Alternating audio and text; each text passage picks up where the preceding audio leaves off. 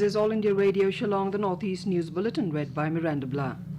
Union Defence Minister Rajnath Singh has reiterated that the armed forces should provide all necessary assistance to civilian administration and asked the officials of the Defence Ministry and the three services to closely monitor the progress of various initiatives. Singh yesterday reviewed the efforts and preparedness of the armed forces and Ministry of Defence in strengthening India's fight against the COVID-19 pandemic through video conferencing.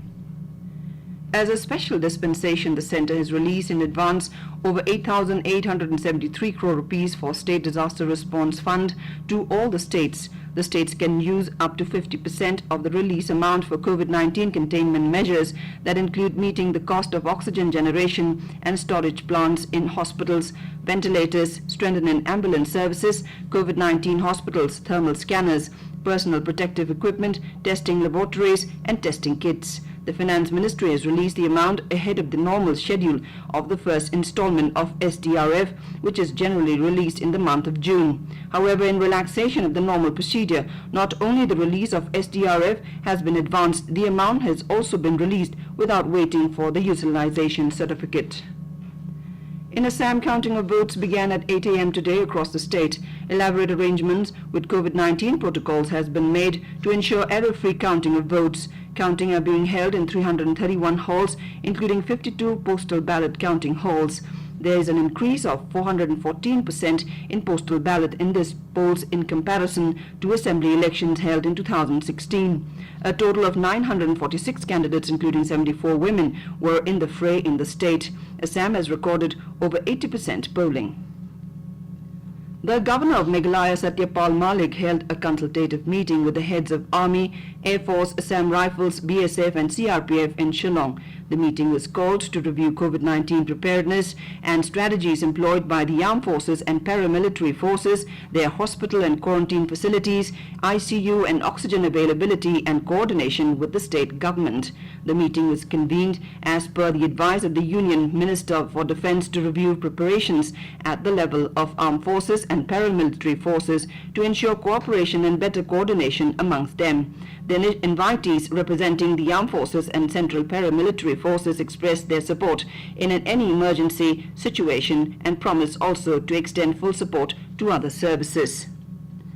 Meghalaya registered 3 COVID-19 related deaths from East Khasi Hills district.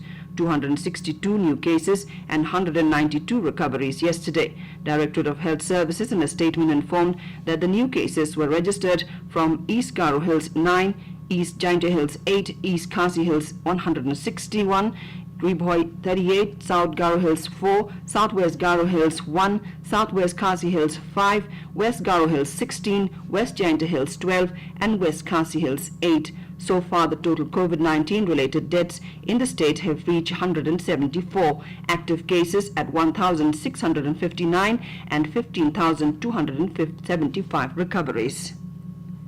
Nagaland recorded 158 fresh COVID-19 cases, pushing the active caseload to 1,353. The total number of corona cases so far has reached 14,134 in the state. Health Minister S. Pangnupom in a tweet said 110 cases were detected from Dimapur, 39 in Kohima, 6 in Mokokchung and 1 each in Longleng, Mon and Wokha districts. On the other hand, 44 infected patients have recovered, which include 34 in Kohima, 9 in Dimapur and 1 in Mokokchung. At present, the state has 12,268 recovered cases. Budding Assamese singer Parvin Pori died of COVID-19 at a private hospital in Guwahati. The popular singer of the young generation breathed her last yesterday while undergoing treatment at the city's GNRC hospital. Parvin performed Bihu program in Guwahati a few days back. 2 days back that she tested positive for the deadly infection. It is learned that the father of the singer is also currently undergoing treatment for COVID-19 related complications. Parvin's death sent shockwaves in the Assam cultural milieu. And with that, we end the Northeast News Bulletin, which came to you from the Shillong station of All India Radio. Have a nice day.